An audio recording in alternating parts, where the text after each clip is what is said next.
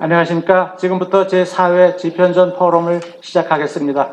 오늘 행사의 사회를 맡은 원자력 연구원의 송철아입니다. 인사드리겠습니다.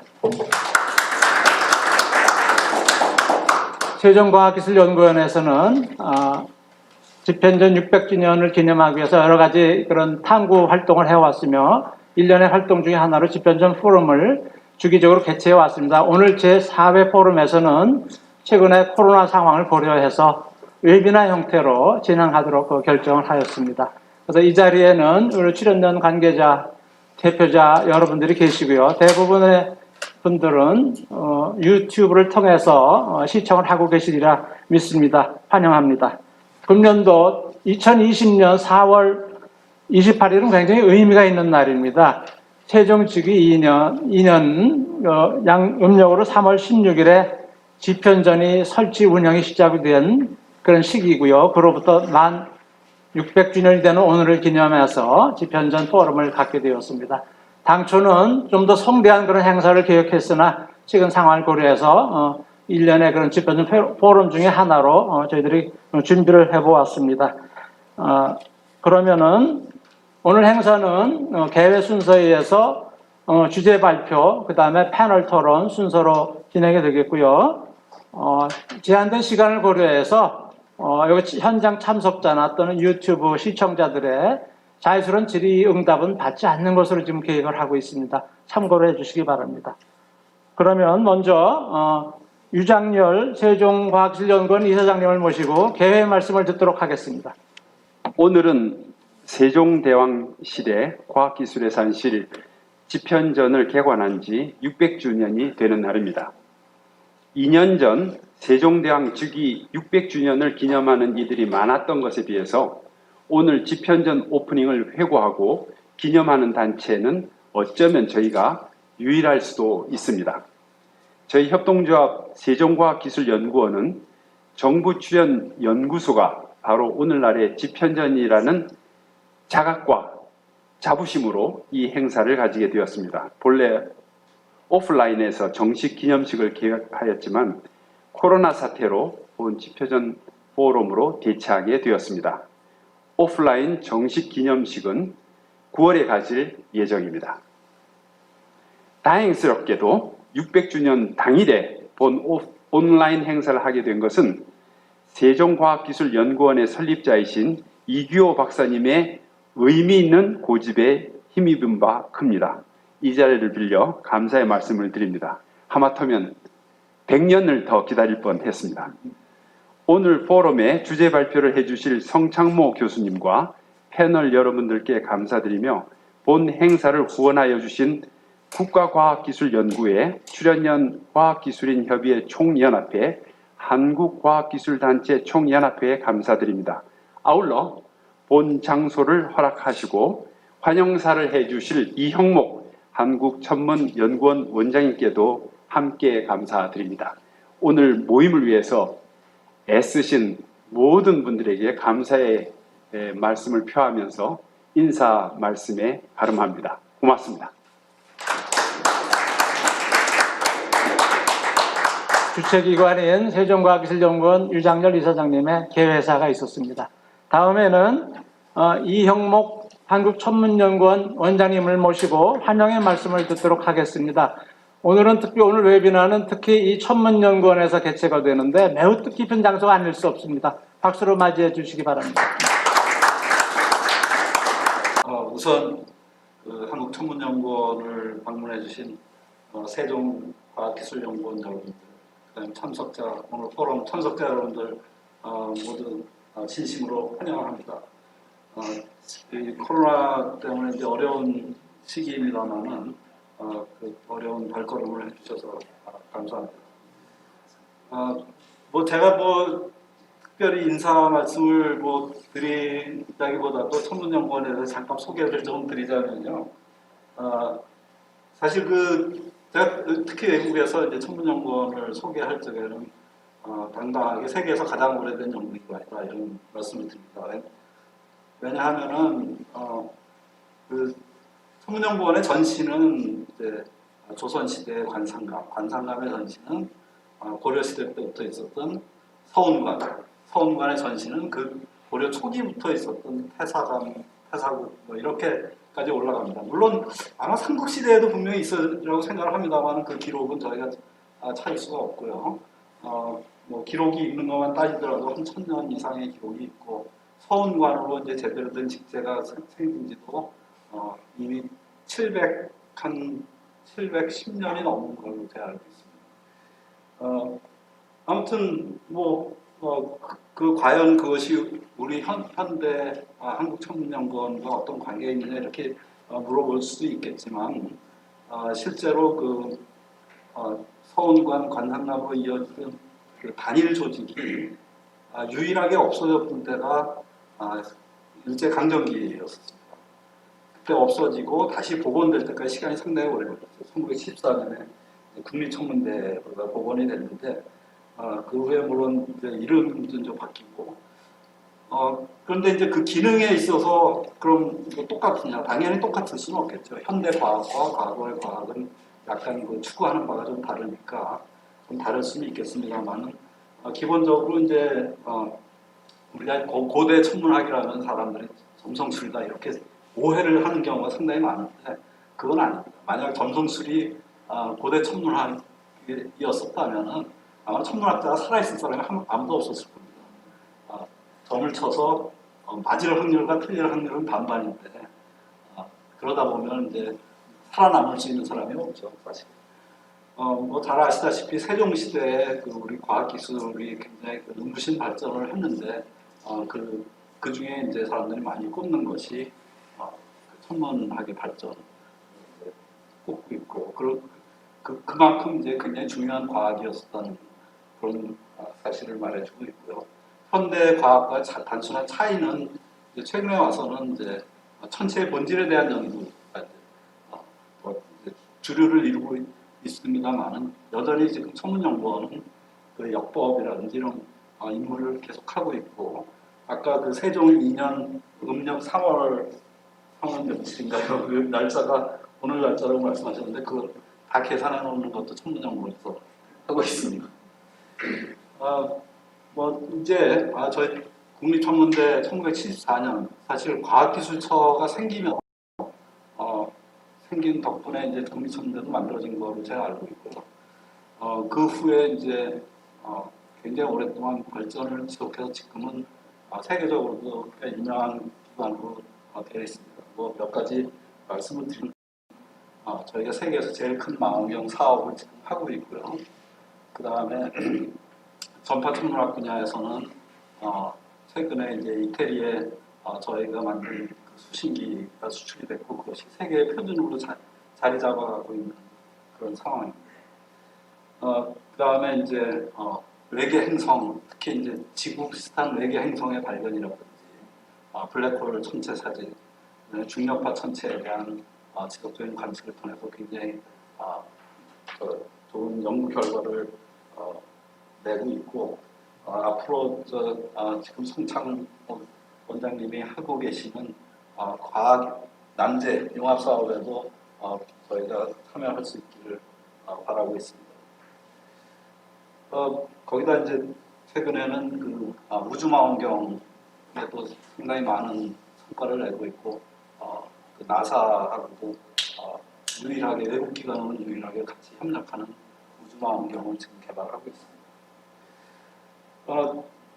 뭐 우리가 이제 성 교수님이 자세하게 말씀을 해주시겠지만 지편전이라는 것이 이제 그 지식을 같이 공유하고 전승하고 하는 그런 역할을 했었던 걸로 제가 알고 있고 그런 면에서 이제 저희 출연 연구소들도 이제 지금 물론 뭐 다 추구하는 바가 조금씩 달라졌고 하지만 그것이 지향했던 인재 양성이라든지 지식의 창출이라든지 이런 면에서 이제 배워야 될 것이 상당히 많이 있는 걸로 알고 있고 저도 오늘 좀 공부 좀 하겠습니다.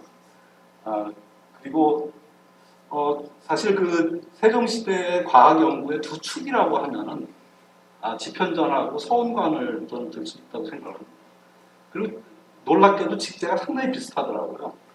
둘 다 정일품이 이제 장이 되어 있고 그다음에 실질적으로 이제 그걸 운영하는 사람들은 정산품 직제 있고 아마 제가 뭐 자세한 내용은 잘 모르겠지만 그런 외형적인 것으로 상당히 비슷하고 이제 그 서원과는 주로 이제 천문에 관한 것이었습니다만은 그 당시에 이제 수학이라든지 천문이라든지 이런 것들이 이제 과학의 중요한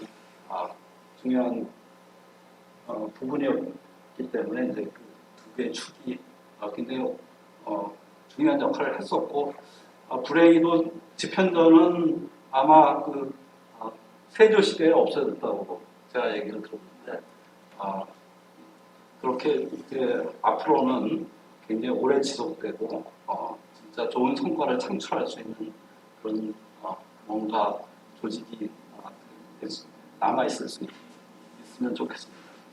예, 그럼 오늘 유용한 그런 토론이 이루어지시기를 바라면서 제 인사 말씀 대신하겠습니다. 감사합니다. 훌륭한 포럼의 장소를 제공해 주시고 또한 환영의 말씀을 해주신 우리 천문연 원장님께 다시 한번 감사의 말씀을 드립니다. 그러면은 우리 초청 강연에 들어가기 앞서서 세종과학기술연구원의 그 유장렬 이사장님을 모시고 세종과학기술연구원에서 수행 중에 있는 정책연구 사업에 대해서 간단한 소개 말씀을 듣도록 하겠습니다. 본 발표가 있기 때문에 제 발표는 아주 소략하게 요점만 말씀드리도록 하겠습니다. 집현전 탐구를 통한 출연연 혁신 방안 연구 사업의 계획을 말씀드리도록 하겠습니다. 먼저 주관기관인 협동조합 세종과학기술연구원을 소개합니다.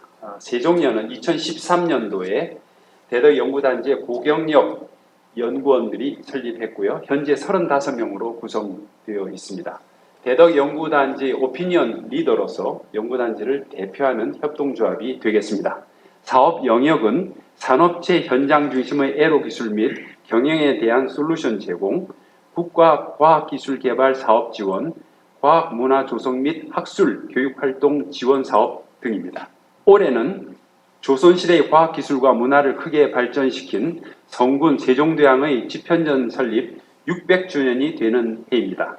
앞서 들으신 바와 같이 음력 3월 16일인데 천문년의 계산에 의하면 4월 28일 오늘이 되겠습니다. 세종대왕 시대에 집현전은 과학기술과 문화 발전의 싱크탱크로서 중요한 역할을 수행하여 왔음을 주제하는 바와 같습니다. 15세기 전반기 세계 과학기술사의 국가별 주요 업적을 연구한 이토 준타로에 따르면 당시 세계적으로 주목할 만한 과학기술 업적 44개를 정리했는데 그 중에 21개가 조선에서 이루어지고 명나라에서 4개, 그 밖의 나라에서 19개가 됨으로써 조선이 세계 최고 수준의 과학기술 위치에 있었음을 알 수 있습니다. 이에 15세기 조선을 세계적 과학기술 강국으로 이끈 집현전의 역할과 시스템 분석을 통한 교훈과 시사점을 도출하는 것은 매우 의미 있는 시도일 것입니다. 집현전의 창의적 R&D 시스템을 국가 미래 발전과 사회적 현안 문제 해결 방안 모색에 실증적으로 적용함으로써 21세기 집현전으로서의 출연연의 비전을 도출할 필요가 있다고 보았습니다. 출연연은 50여 년의 역사를 가진 우리나라의 대표적인 공공연구기관으로서 산업화 초기 단계의 경제 발전을 견인하는 역할을 성공적으로 수행하였지만 최근에는 낮은 생산성, 연구를 위한 연구, 시장과의 괴리 등의 비판에 직면하고 있습니다. 이에 저희는 집현전 연구를 통하여 출연연 혁신의 새로운 시스템적 접근 방식의 모티브를 찾아 4차 산업혁명의 대변화에 적용할 수 있는 융합 기반의 혁신 방안을 도출하고자 하며 출연연의 연구원들이 집현전과 출연연의 동질성을 발견하고 집현전의 역할과 업적을 기념하며 이를 출연연 혁신의 동력으로 삼을 필요가 있다고 보았습니다. 세종시대에는 과연 어떤 환경에서 세계 최고의 과학기술과 문화를 이룰 수 있었는가? 라는 질문을 저희 스스로에게 던지고 출연연의 원형으로서의 집현전이 많은 업적을 이룸에 있어 세종의 리더십, 아마도 가장 중요한 팩터가 되겠는데요. 이외에 다른 요소와 시스템은 무엇인지 밝힘으로써 출연연 혁신에 적용할 수 있는 방안을 제시하고자 합니다. 저희는 2년 전에 세종대왕 주기 600주년 기념 심포지움을 개최한 바 있습니다. 당시 김성수 현재 과기혁신본부장의 주재 발표가 있었습니다. 당시에 과학연구원 원장이셨고요. 그리고 이어서 과학기술계를 대표하는 여러분들의 패널로 이어졌고요. 그리고 저희가 주기적으로 오늘과 같은 집현전 포럼을 통해서 본 이슈를 심화해 왔습니다. 저희는 목표로서 세종시대 집현전의 역할과 운영 체계 및 방법을 탐구하여 21세기 집현전으로서의 출연연에 적용함으로써 출연연의 역할 및 시스템 혁신 방안을 제시하고자 합니다. 집현전의 운영 체계 및 운영 방법에 대한 고찰로서 집현전의 체계와 운영 방법 연구, 집현전 창의 정신이 출연연에 주는 교훈 등이 다루어질 것입니다. 아울러 국가과학기술연구개발과 이 시대의 출연연의 과제 도출로서 시스템적으로 이해한 집현전의 운영 방식을 출연연의 것과 비교하고 이를 확장하여 이른바 유럽식, 미국식, 일본식 연구소 운영 방식과 시스템적으로 비교할 것이며 21세기 집현전으로서의 출연연의 역할 및 시스템 혁신 방안을 도출하고 집현전 성과의 시사점과 출연연의 자율성 확보를 위한 혁신 방안에 대한 제언이 있을 것입니다. 저희는 본 사업을 위해서 세종시대 과학기술 성취 분석분과 집현전 심포지움 분과 출연연 혁신 전략 분과로 나누어서 추진해 나갈 것입니다. 대표적인 집필진 두 분을 특별히 소개하면 구만옥 교수는 경희대 사과 교수로서 세종시대의 과학기술이라는 방대한 분량의 서적을 이미 발간한 바 있고요. 홍윤수 박사는 대외경제정치연구원 부원장을 지낸 과학기술정책 우리나라의 대표적인 전공자가 되겠습니다.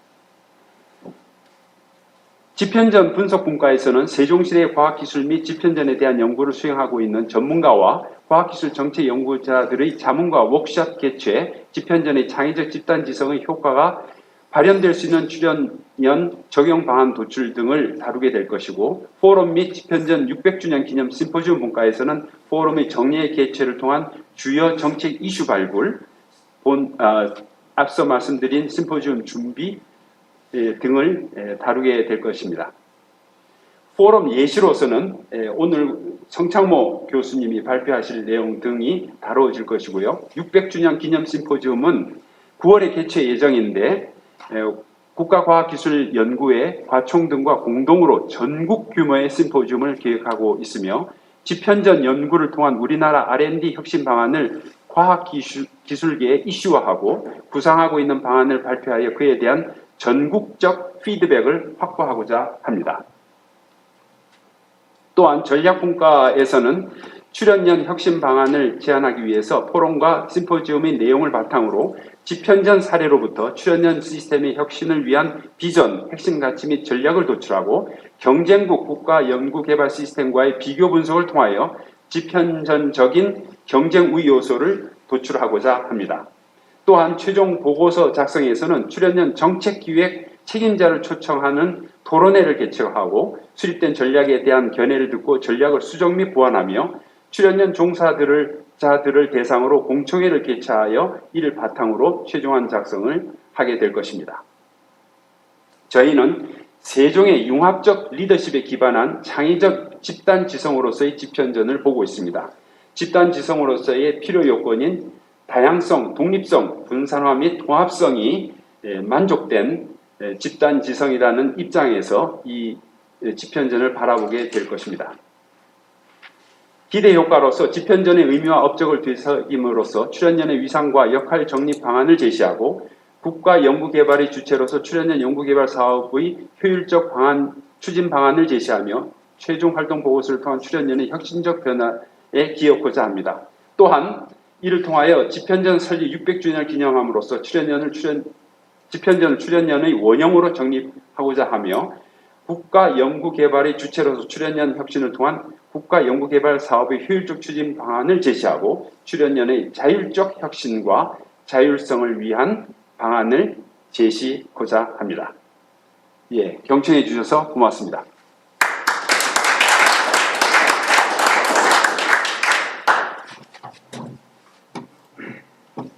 다음은 성창모 박사님을 모시고 강연을 듣도록 하겠습니다. 강연에 앞서서 연사님을 간단하게 소개 말씀드리도록 하겠습니다. 송 박사님께서는 서울대학교 금속과 그리고 미국 리하이 대학에서 금속공학, 재료공학을 공부하셨습니다. 현재는 고려대학교의 특임 교수로 계시며 또 과학기술 한림원의 정책연구소장으로서 중요한 역할도 하고 계시고 여러 가지 또 정부에서의 그런 자문위원 역할을 하고 계십니다. 그 이전에는 주식회사 효성의 기술원장, 또 인제대 총장, 녹색기술센터 소장, 대덕 R&D 특구 지원 추진단장 등을 역임하셨습니다. 우리 성창모 박사님을 박수로 모시도록 하겠습니다. 네, 안녕하십니까. 반갑습니다. 예, 오늘 그 집현전 600주년 기념에 이렇게 초청해 주셔서 저로서는 큰 영광입니다.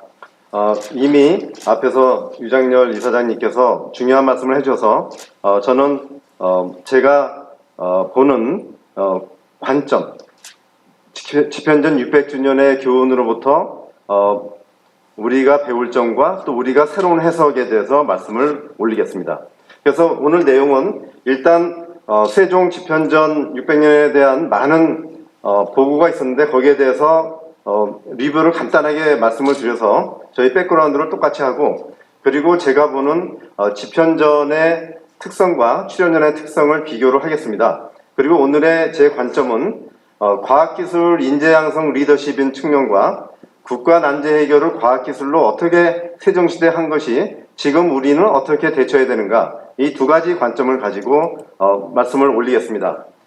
제가 2년 전에 4월 28일 이런 홍례문 광장에서 열린 개막제를 보고 또 공교롭게도 7월에 세종문화회관에서 발표를 하게 됐습니다. 과기부 주최의 세종 600년에 대한 발표를 하면서 그때 공부했던 내용들을 오늘 어느 정도 정리가 됐고, 그때는 집현전에 대해서는 전혀 공부를 안 했는데 이번 기회를 통해서 집현전에 대해서 다시 정리를 했고요. 여기 보시는 바와 같이 세종시록 1권에 세종주기년 8월 11일 무자 해서 즉위하시는 것을 말씀하셨고요. 조선왕조실록에 나와 있고, 그때 나온 것이 박현모 교수님께서 말씀하신 시인 발정, 어짐을 베풀어 정치를 일으켜 세우겠다라고 말씀하신 것은 우리가 알아야 될 것 같아서 가져왔습니다. 자, 그런데 제가 이 공부를 하게 된 이유는 오른쪽에 보시면은 박성래 교수님이 계시고요. 그 다음에 밑에 보면 송상용 교수님이 계신데, 이 두 분이 과학기술 한림원 정책학부 그 회원이셨는데, 제가 2004년부터 정책학부 회원을 했는데 2007년부터 이분들을 뵙고 박성래 교수님은 굉장히 재밌으십니다. 그래서 제가 많은 영향을 받고 그때부터 세종에 대해서 책도 모으고 해서 여기 있는 책들을 다 구해서 조금씩은 읽고 있었는데 세종 600주년 때 이제 정리를 했고요. 그래서 오늘 발표를 위해서 집현전 파트만 어느 정도 제가 뽑아서 여러분과 공유하고 그 다음에 저의 의견을 말씀드리겠습니다. 첫째, 2009년에 보면 동아일보에서 송상용 원로 회원님께서 쓴 글을 보시면은 과학기술인 명예의 전당에 헌정할 과학자로 세종을 선정했고, 또 아까 말씀하신 것처럼 15세기 전반의 최고의 수준이다 라는 것을 말씀하셨고요. 그래서 여기 보시는 바와 같이 과학기술인 명예의 전당에 세종대왕, 어떻게 그 대왕께서 그 한나라의 임금께서 과학자의 그 반열에 올랐는가, 이것도 우리가 좀 생각해 볼 문제다 해서 일부러 가져왔고요. 자, 그래서 세종과 집현전 학자가 탁월한 성과를 낼 수 있는 배경, 이거는 박 교수님께서 세종이라면 첫째에서 했는데 결국 보시면은 전상훈 교수님께서 쓰신 거를 정리를 해주셨는데, 저는 이것을 출연령과 연계해서 설명을 올리려고 합니다. 세종시대에 했던 과학성과 실용성, 그리고 두뇌 집단을 움직인 세종대왕의 리더십, 그리고 조직적인 공동연구, 국책과제로서 난제를 풀어간 이러한 것이 지금 우리 7원년에서도 하고 있고 우리가 앞으로 더 잘해야 되는 것이 아닌가. 그리고 집현전 학사 중에서 저도 이번에 다시 한번 확인한 것이 이러한 과학자들이 있었다는 거죠. 이러한 많은 과학자들이 계셨는데 이분들이 어떤 것을 파트를 맡았는지는 잠시 후에 말씀을 간단히 드리고, 집현전을 거친 학사 99명 중에 20%가 과학자다라는 것이 저도 이번에 새로 확인을 했습니다. 그리고 고제 연구라는 그 화두를 가지고 어떤 주제를 가지고 계속 계속 연구를 했죠. 예를 들면 세종대학께서 집현전 학사들에게 지시를 내리시고 리더 역할을 하시면서 문제를 제기해 주시고 문제를 풀도록 계속 요구를 하고 하는 그러한 세종대학께서는 과학기술 정책뿐 아니라 그 미래를 바라보는 그런 예지력이 또 대단히 뛰어나지 않았는가. 그것은 그 엄청난 독서량에서 나온 것이다 라고 저는 보고 있는데요. 근데 이 고제 연구가 단순한 오래 사례 같은 것 뿐이 아니라 여기에 과학기술이 포함되어 있다. 이러한 것도 우리가 알아야 되겠고요. 그래서 특히 정인지, 김돈, 이순지 이분들의 그 과학기술자들이 하신 일이 천문의기, 그리고 기문 등 천문 역산학을 하셨다는 점을 다시 한번 리마인드 드립니다. 자, 그 다음에 박성래 교수님이 성공 요인에 대한 견해를 저는 또 출연연에 이렇게 비추어서 한번 말씀을 다시 드리겠습니다. 여기에서도 국책과제, 그리고 과학기술에 대한 집념, 즉, 지금으로 말하면 대통령의 어떠한 집념, 그리고 인재 등용에 보시면은 집현전의 학사들은 특별 대접을 받았습니다. 가끔 술도 주시고, 그리고 의금부에서 터치를 하지 못하도록 특별한 그 조치를 해주시고, 그리고 아주 자유로운 연구 분위기, 그리고 사과독서제. 그래서 여러분 동호대교 가시다 보면은 동호대교 이름이 바로 동호당 사과독서를 하는 거기에 이름에서 나온 게 동호대교라고 합니다. 그래서 과학기술을 민족화로 해야 되고 중국의 기술과 다른 나라의 기술들을 도입해서 기초조사 등을 통해서 바로 세종대학께서는 문제를 풀어가는 이러한 과학기술 정책을 쓰셨다는 것을 확인할 수 있습니다. 그래서 저는 강연 초청을 받으면 항상 습관적으로 구글 트렌드에 들어가서 한번 용어를 정리해 봅니다. 그래서 조선세종이라는 검색어를 넣었더니 재미있게도 2011년 10월 그리고 2019년 11월에 이렇게 피크가 보입니다. 그래서 이게 뭔가 봤더니 바로 2011년 10월에 뿌리 깊은 나무 엄청난 그때 반향을 보였죠. 그래서 이 네티즌의 그 클릭수가 바로 이것 때문에 세종대왕에 대한 클릭수가 많았다. 이제 이런 것을 재미있게 볼 수가 있고, 특히 여기서는 그 송중기가 여기 이도 역할을 했다는 걸 저는 이번에 다시 알았고요. 예, 그래서 여기 보시면은 한석규는 완전히 평생 직업이 세종인 것 같습니다. 예, 이 뒤로도 계속 세종 역할을 했고요. 그래서 이러한 것이 우리 그 일반인께 그 어필이 되고 있었구나. 자, 그러면 집현전을 한번 찾아봤어요. 근데 집현전은 항상 세종대왕과 같이 따라오는데, 특히 2019년 10월에 집현전을 봤더니 이런 기사들이 있었습니다. 한글은 집현전에서 만들지 않았다라는 이러한 기사들이 유튜브에서 엄청 뜨면서, 뭐 여기에 대한 건 제가 오늘 주제가 아니기 때문에 말씀은 드리지 않고, 여기 보시는 바와 같이 이러한 그 네티즌들의 그 많은 관심. 그래서 우리가 이제 그 8월인가요? 9월에 하실 때, 600주년 하실 때 네티즌들의 많은 호응을 받을 수 있도록 이런 전략도 필요하다라고 생각을 합니다. 자, 그러면은 저는 그 세종대왕 강연을 준비하고 이번 집현전 강연을 준비하면서 조선왕조실록을 열심히 봤습니다. 저도 깜짝 놀랐는데 조선왕조실록이 이렇게 자세하게 한글로 다 번역이 돼 있어서, 그래서 이제 집현전을 한글로 한번 쳐보고 한문으로 한번 쳐보면 총 한글로 치면은 1596권이 나오는데 이 중에 776권이 세종시대에 있습니다. 그래서 여기서 무엇을 뜻하는 거니? 집현전은 세종시대 이전에 이미 있었다. 고려 때부터 있었고, 그런데 이것을 세종대왕께서 여기 보시는 바와 같이 1420년, 바로 600년 전에 집현전의 인원수를 정하고 관원을 임명하다라고 조선왕조실록에 나와 있습니다. 그리고 거기에 보면은 수문전, 집현전, 고문갑, 여기는 똑같은 체제를 갖고 간다. 그리고 집현전만 남겨두고 관사를 궁중에 두고, 이게 중요하죠. 궁중에 둬서 이 학사 그 분들이 세종대왕의 바로 몇 바치 앞에 있는, 항상 매일같이 볼 수 있는 그런 위치에 있었다는 점, 그리고 나이 젊은 사람을 택해서 경전과 역사의 강론을 일삼고 임금의 자문에 대비하였다. 보면은 엄청난 숙제를 많이 줬습니다. 그러면 그걸 다 풀어야 되니까 이러한 것이 바로 집현전의 특성이다. 그래서 집현전에 대한 그 그림은 유일하게 제가 알기로는 기념사표에 나온 것 하고요. 그래서 특히 여기 보면은 성산문, 저로서는 저희 성가에 저희는 본이 하나이기 때문에 성산문 분은 4대 손이고 저는 26대 손이거든요. 그래서 특히 관심을 갖고 많이 봤는데 아무튼 그때 그 집현전을 이끌어 가신 집현전관을 하셨던 분들입니다. 최항, 박백년, 신숙주, 성산문, 이계, 이손로. 그래서 이것이 집현전이 되겠고요. 세 번의 질문 때문에 산문이 아니라 태어날 때 하늘에서 낳았느냐 세 번의 질문이 와서 이름을 산문이라 지었다고 합니다.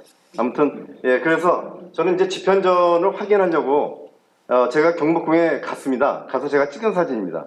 가서 봤더니 이 집현전이라고 써있지 않고 수정전이라고 써있어요. 그래서 이게 집현전이 없어지고 이 자리에 고종 황제가 수정전을 지었고 수정전의 모습을 보면 여기 보시는 것 같이 월대가 있고 전을 붙여서 상당히 배려를 한 그러한 이제 수정전이죠. 그러니까 집현전을 그대로 기리기 위해서 만들었는데 여기에 보시면은 그 어떤 석돌인데 여기 보면은 장영실이라고 써 있습니다. 이게 뭔가니 장영실에 자경루가 있었던 곳이다. 그래서 집현전 바로 앞에 이 자경루가 있었던 것 같아서 제가 일부러 이것을 길지만 보여드리는 이유는 두 가지입니다. 하나는 인재를 어떻게 아끼는가, 그리고 바로 집현전 앞에 같이 있었다는 거죠. 그래서 이러한 점을 말씀드리면서 이제 본론으로 들어가도록 하겠습니다. 여기에 보시면은 다시 조선 왕조실록에 보면은 고종파트의 수정전을 새로 이름 붙였다라는 게 나오고요. 그래서 제가 찾아보니까 이것도 이제 오른쪽에 있는 것은 사정전이라고 그래서 그 집무실입니다.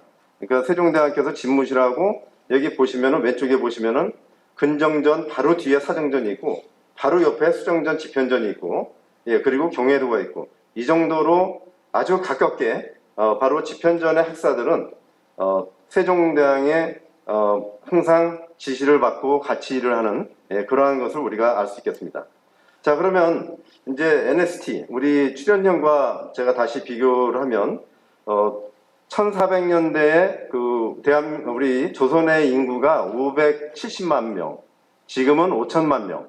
자, 지금은 그때는 100명 정도가 과학기술 집현전에서 임하는 일을 했습니다. 지금은 우리 NST 산하에 12,000명 정도가 있고 예산도 많고 그리고 과학들도 많고, 그런데 과연 우리가 어떤 일을 어떻게 하고 있는지를 한번 비춰보자는 의미에서 제 이 비교를 가져온 것입니다. 아시는 바와 같이 그 당시에 세종대왕 시대의 과학기술은 아까 유 사장님께서 발표하셨듯이 21대 0였습니다. 우리나라와 일본. 지금은 노벨상 학자를 보면 거꾸로 25대 0가 돼 있죠. 과연 왜 아까 그 말씀을 드리면서 왜 이렇게 됐을까? 우리가 심각하게 한번 생각해 보면서 자, 우리 이번 기회에 600주년을 맞이해서 우리 세대에서 뭔가를 해야 되겠다는 것을 저는 이 준비를 하면서 생각을 했습니다. 그래서 이제 본론으로 들어가는데 제가 말씀드리는 것이 겹치지 않도록 그 출연년 연간 포럼을 우리 저보다 선배님들께서 이렇게 말씀을 많이 해주셨습니다. 간단하게 이민영 키스텝 연구위원께서는 역할 재정립 미흡과 성과 부족이다. 그리고 정부와 출연연 신뢰 기반이 취약하다. 그리고 김성수 전 원장께서는 자율성과 창의성에 기반해야 된다. 박현모 교수께서는 싱크탱크를 해야 되고, 김석경 부회장은 출연연의 신뢰를 회복하자. 그리고 손병호 부원장께서는 R&D 혁신의 선도자, 융합 개방형 연구의 전도사가 되어야 된다. 이규호 원장님께서는 신뢰 환경이고 특히 큰 글을 쓰셔서 여기에 세 가지로 출연연의 유산과 상호 신뢰와 집념과 용기가 필요하다. 이렇게 이제 말씀을 주셨습니다. 그래서 이제 저에 대한 것도 말씀을 드리겠는데 제 생각을. 근데 박현모 교수께서는 600돌인 올해 대한민국 집현전을 만드는 바로 출연연이 이 역할을 해서 새로운 600년을 만들어가자라는 굉장히 중차대한 그러한 선언이 될 것 같습니다. 그런 그 중요성을 말씀드리고, 특히 최현석 교수님께서는 KRD의 석좌 기술을 저도 같이 하고 있는데요. 그 지적하신 것이 세종 스스로도 과학기술자의 재능이 없이는 불가능하다. 저도 아주 100% 동의를 합니다. 그래서 정말 세종대왕이라는 분이 특별한 분이고, 우리가 그분으로부터 배울 점을 현대에 어떻게 이용할 것인가, 활용할 것인가에 대해서 고민을 할 때입니다. 그래서 이제 제 본론으로 제가 말씀드리고 싶은 것은, 자, 그러면 과학기술 인재를 활용하고 이것을 계속 유지하는 그럼 현대의 국가 리더가 누가 있는가를 제가 정리해봤습니다. 이것은 스트롱코리아 한국경제 2011년에 나온 기사인데요. 세종대왕께서는 학사 99명 가운데 집현전 21분이 과학기술자다. 박정희 대통령은 대덕 단지를 설립하셨고 키스트를 만드셨고, 존 F 케네디는 뉴 프론티어 핵심 아젠다로 해서 달나라 프로젝트를 한 거죠. 문샷을 한 건데, 바로 이러한 그 리더십들이 있었고, 자, 과연 그렇다면 여기서 제가 잠깐 퀴즈를 내겠습니다. 이 왼쪽 위에는 그 사진이 없어서 비어 있는데 아르키메데스 시대의 왕인데요. 그 왕 그림이 있어야 되는데, 그리고 세종대왕, 윈스턴 처칠, 여기에 그 세 분의 공통점이 뭐라고 생각하십니까? 예, 제가 답변을 아마 생각하셨을 것 같습니다. 바로 나라를 구한 과학자입니다. 나라가 위기에 빠졌을 때 나라를 구한 과학자를 제가 한번 정해봤습니다. 그래서 아르키메데스 당시는 잠시 그 비디오에 있는데 지금 시간상 비디오는 제가 생략하고요. 아르키메데스는 정말 대단한 분인데, 이분이 가장 중요한 역할을 한 거는 로마군을 무찌른 겁니다. 과학기술로. 그리고 세종대왕은 아까 보신 바와 같이 장영실의 역할이 엄청나게 컸다는 거고, 2차 세계대전에 알란 튜링이 없었다면 아마 영국은 함락됐을 겁니다. 독일에. 이게 바로 이미테이션 게임 영화를 보시면 아시겠죠? 바로 이러한 특성들, 한 나라의 리더가 이러한 과학기술자를 키워서 나라를 위기로부터, 지금 우리나라도 위기입니다. 이 위기를 과학기술자를 통해서 만들어가는 리더십, 이것이 필요한 때가 아닌가. 그래서 이건 넘어가고요. 여기에 보시면 아르키메데스가 로마군을 무찌른 이러한 그림들이 이미 1599년에 만들어진 것이 이렇게 나오고 있습니다. 그래서 왼쪽 위에 있는 것은 아르키메데스가 그 배에 빠졌을 때, 배가 가라앉을 때 그 즉석에서 만들었다는 도구입니다. 그래서 물을 퍼내는 장치. 예, 수학자가 이러한 것을 해냈다는 것을 잠깐 보여드리고요. 다음 파트는 중국입니다. 중국이 뭐 잘 아시겠지만 흑묘 백묘에서 등수평이 했지만, 장점인 후진타오, 그 다음에 지금까지 이어오는 시진핑, 세 분이 다 공대 출신인 거 아시죠? 전기과, 기계과, 화학과. 이게 꼭 전공이 이렇다고 해서 아니라 제일 중요한 거는 이 테크노크라트의 지난 30년의 정책이 하나다 이겁니다. 과교, 흥국. 이거 하나를 끊임없이 했다는 것. 그래서 제가 여기서 말씀드리고 싶은 것은, 하나의 정책을 끊임없이 30년을 함으로써 뭔가 바뀌었다. 세종대왕께서 37년을 하셨는데요. 37년 하셨는데 아주 한 가지 정책으로 과학기술을 밀고 나간 게 아닌가. 바로 이러한 점. 그래서 이 당시는 이게 2007년 10월에 신동아인데, 그때 3천만 명을 넘어섰다. 그렇게 얘기를 했고, 그 다음에 2018년 매경의 2월을 보면, 그래서 이 나라에서 한 것이 천인교획을 했다는 건 많이 알고 계시죠. 천인교획에 대해서는 여러 가지 얘기했지만, 어떻든 제가 자세히 설명드리는 게 아니라, 여기서는 천인교획을 통해서 많은 성공을 한 건 사실입니다. 그래서 청년 인재와 창호의 혁신, 스타트업, 그리고 해외 전문가 등을 해서 상당히 성공적이 되었는데, 다음 기사가 참 재밌습니다. 여기 보시는 바와 같이 찰스 리버 하버드대 교수가 간첩으로 체포가 됐습니다. 예, 천인교획에 인발부가 되어 있는. 근데 저는 이제 보스턴에 17년 있었기 때문에 찰스 리버 교수하고도 AFM 때문에 교류가 있었고, 저는 절대로 이분이 간첩이라고 생각은 않지만, 아무튼 이러한 기술 인력에 대한 국가 리더들의 인식, 예, 아무튼 이러한 것을 저는 다시 한번 강조드리면서, 그럼 우리는 이러한 천인교획 같은 것을 아마 했을 텐데, 어떠한 성과가 있는지, 어떤 점이 잘 됐는지 잘못됐는지를 다시 한번 보면서, 해외에 나가 있는 우리 우리나라의 젊은 친구들을 어떤 식으로 우리가 같이 그 포용을 해서 새로운 시대를 만들어가는가 또 고민해야 되겠다. 네, 그리고 다음은 싱가포르입니다. 싱가포르는 그냥 한마디로 오른쪽에 보시면은 2018년 QS 세계 대학의 11등, 12등에 싱가포르 국립대와 난양공대가 있습니다. 아주 놀랄만한 거죠. 그래서 이게 왜 이렇게 됐는가 봤더니 국제 경쟁의 주요한 요인을 첫째는 영어, 중국 이중 언어를 쓴다.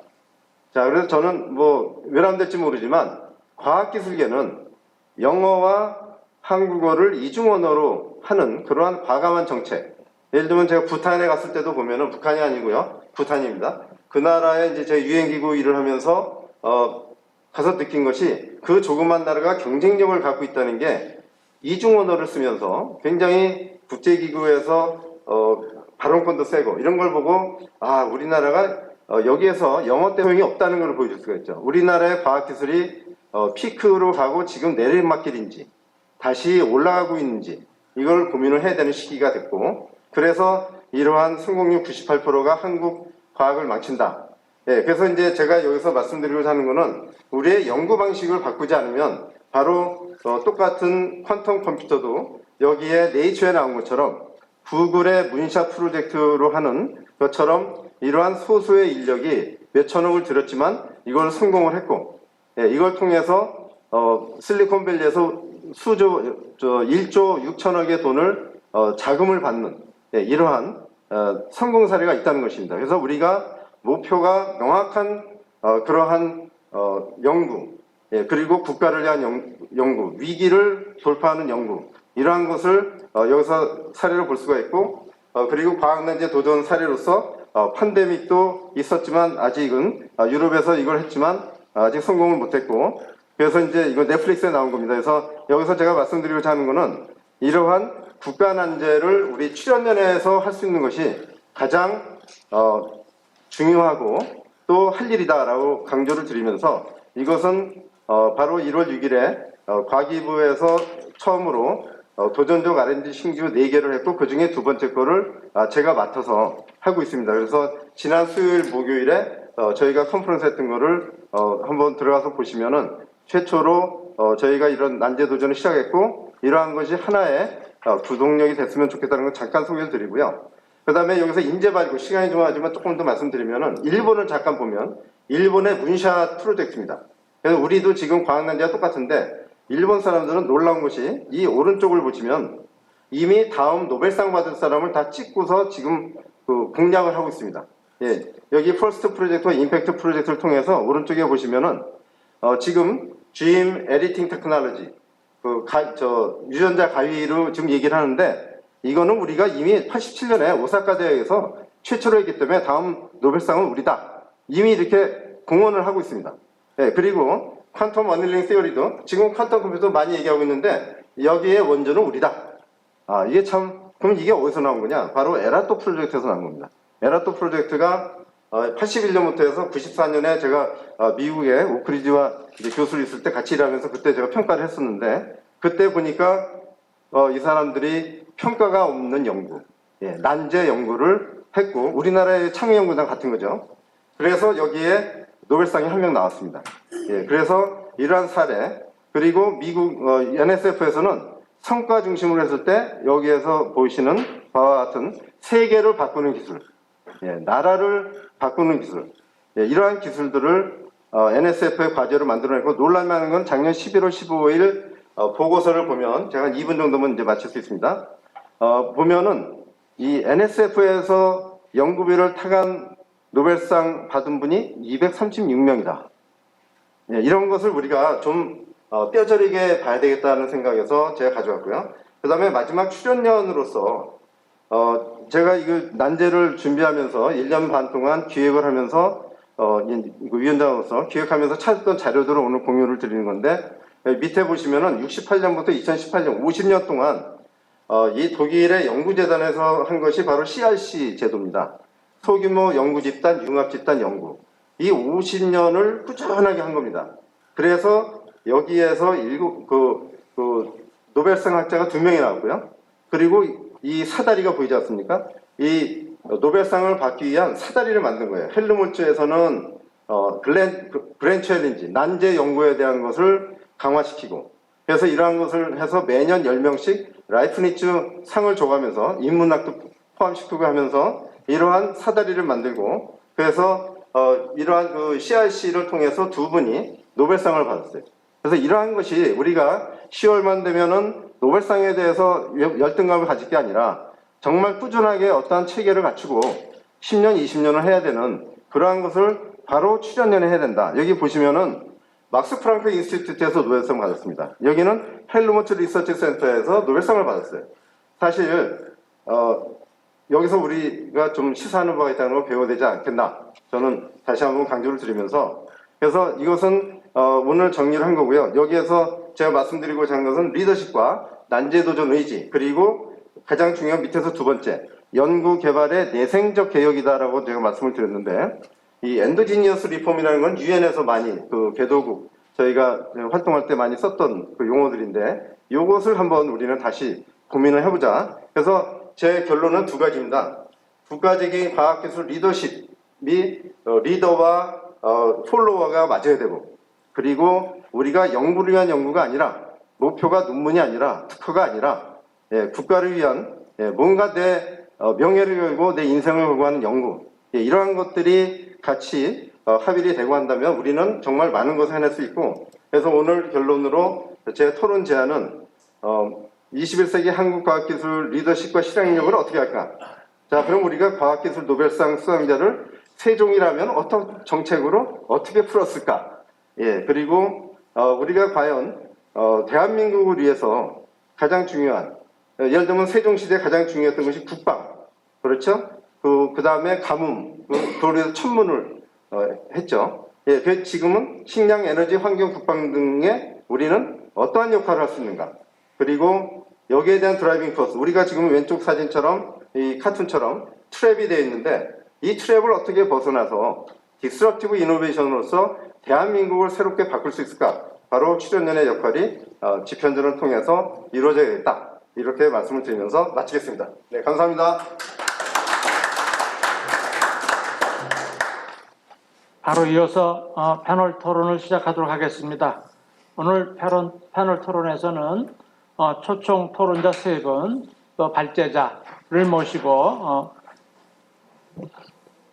좌장님께서 진행을 해주겠습니다. 먼저 패널 토론자 3분을 먼저 소개를, 양력을 간단하게 소개해 드리도록 하겠습니다. 먼저 우리 출연연 원로과학자이신 이재도 박사님이십니다. 현재 세종과학기술연구원의 연구원으로 계시고요. 전 화학연구원의 원장을 역임하셨습니다. 조지아텍에서 학위를 마치시고 미국의 여러 회사의 연구원의 연구원으로 계시다가 키스트와 화학연구원의 연구원으로 재직하신 바 있습니다. 두 번째는 우리 출연연의 중진 연구자를 대표해서 김상혁 천문연 고천문 연구센터장을 모셨습니다.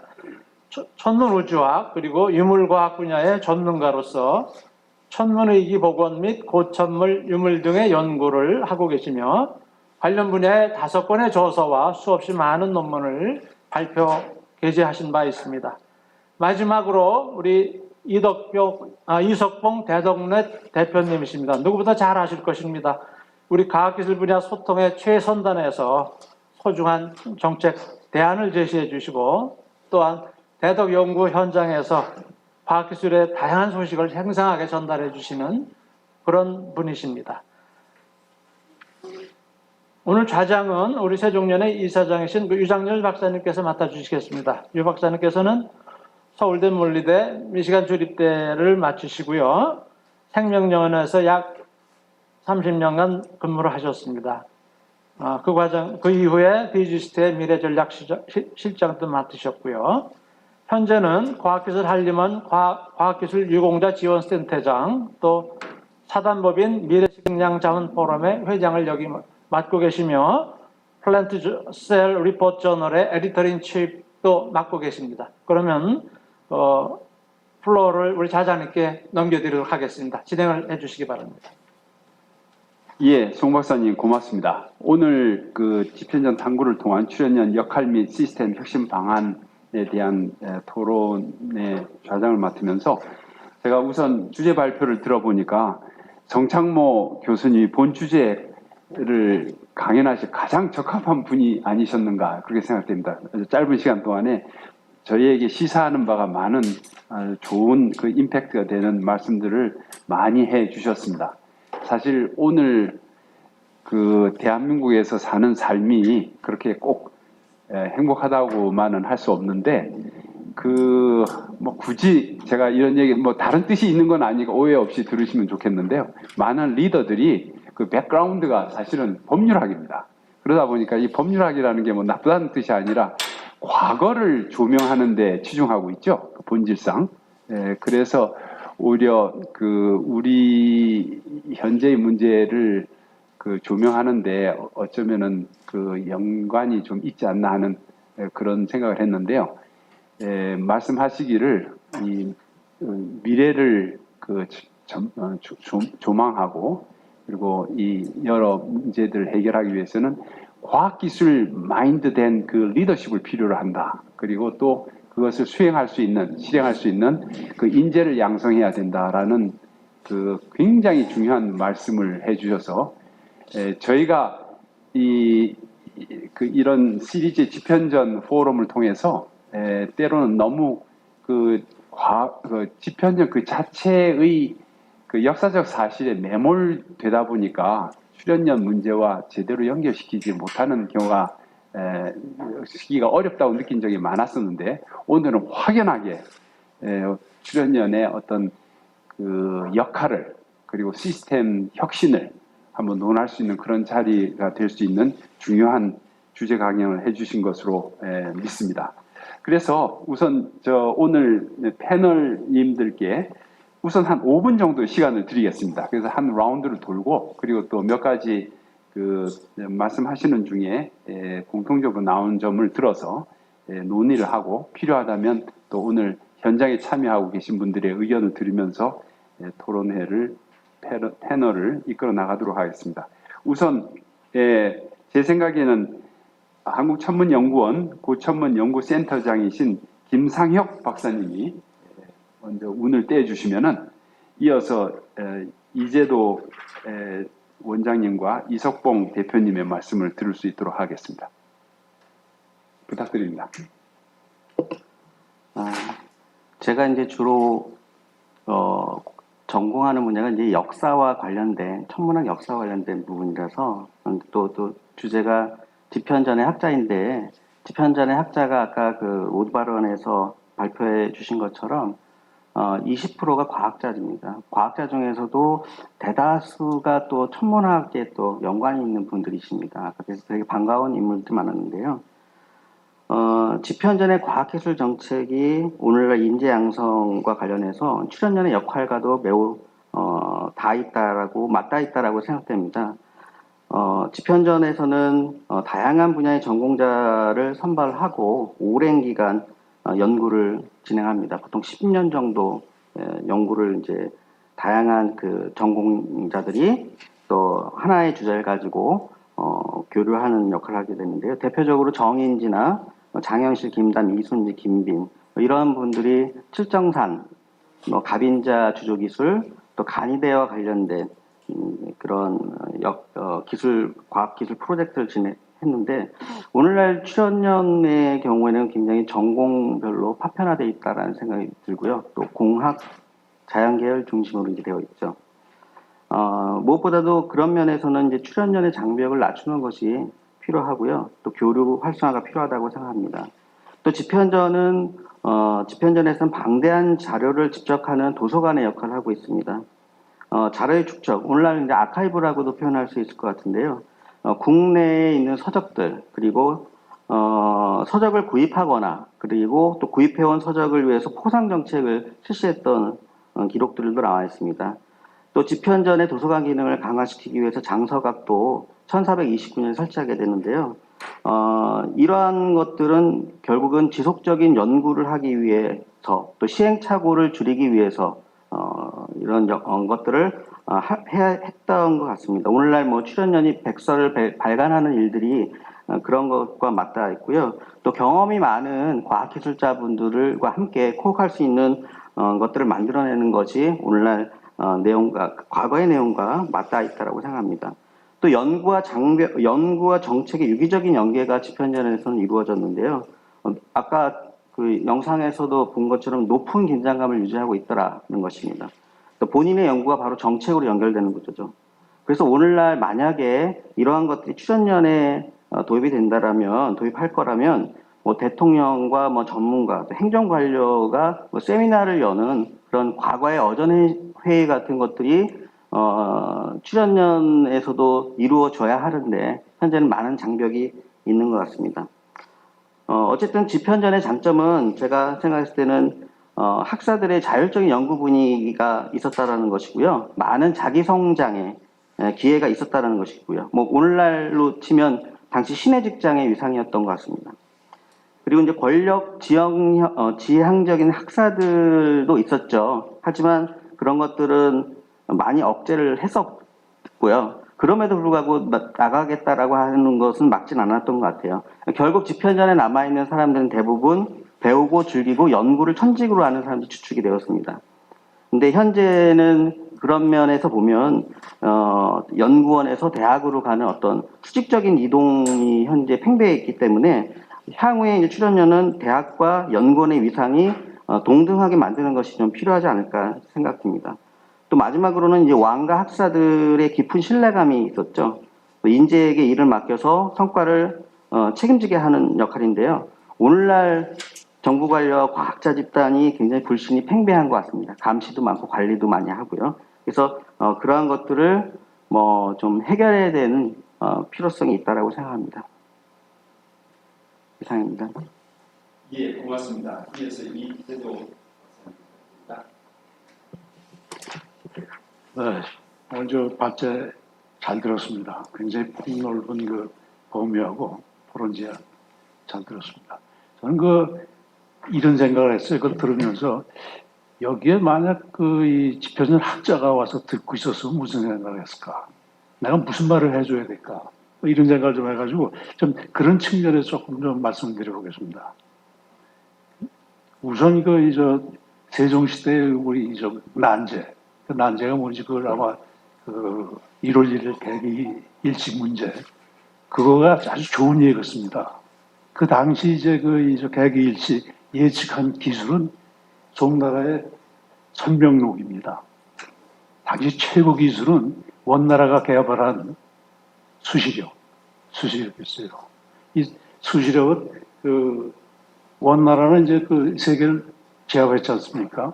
그래가지고 외국의 기술을 마음대로 가질 수 있는 그런 특성이 있어가지고 송나라 사람들이 만든 선명록 이거보다 좀 나은 걸 만들어가지고 원나라의 최고 존엄성을 좀 보여주겠다. 그래가지고 한 게 수시력 개발입니다.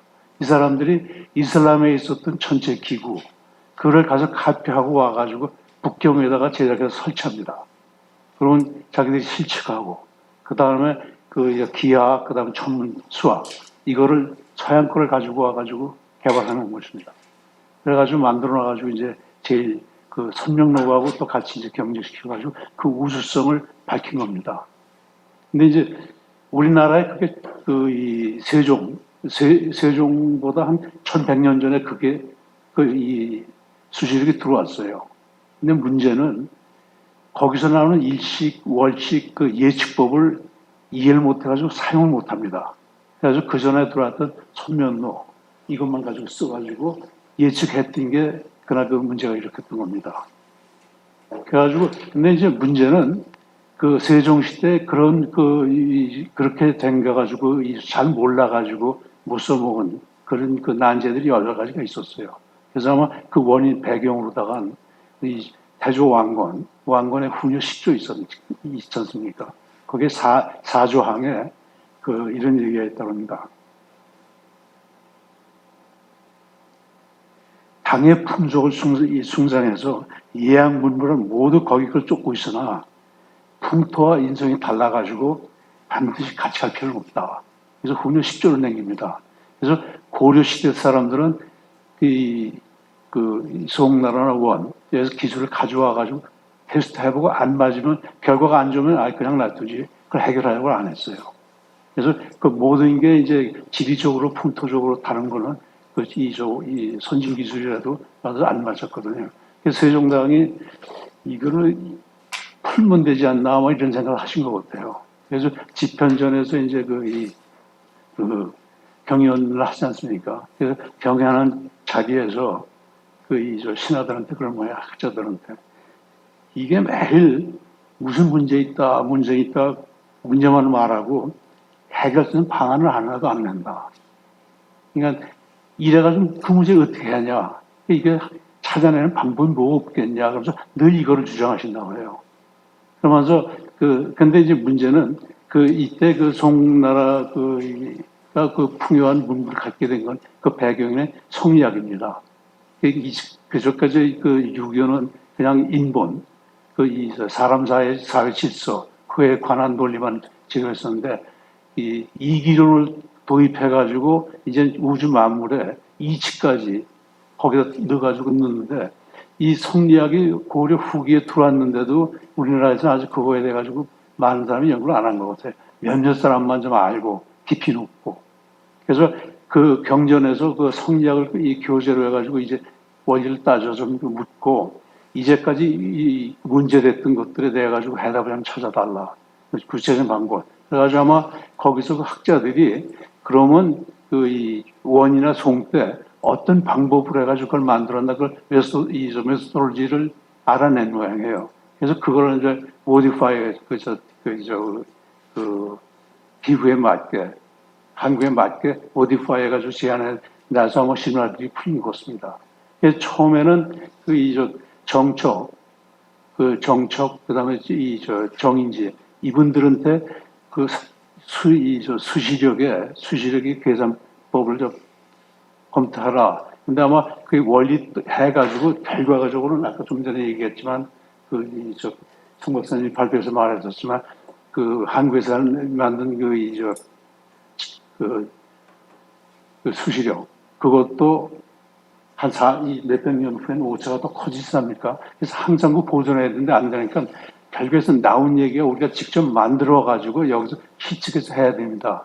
그렇게 해서 잘 아시다시피 정인지가 이론하고 메소드를 알려주고 그다음에 장영식, 이천 이 사람들이 북평커 카페에다 갖다 놓고 그다음에 이순지가 실측하고 계산해서 만들어 놓은 게 시청대장 내 편입니다. 이게 이제 어떻게 보면 우리나라의 수시력이죠.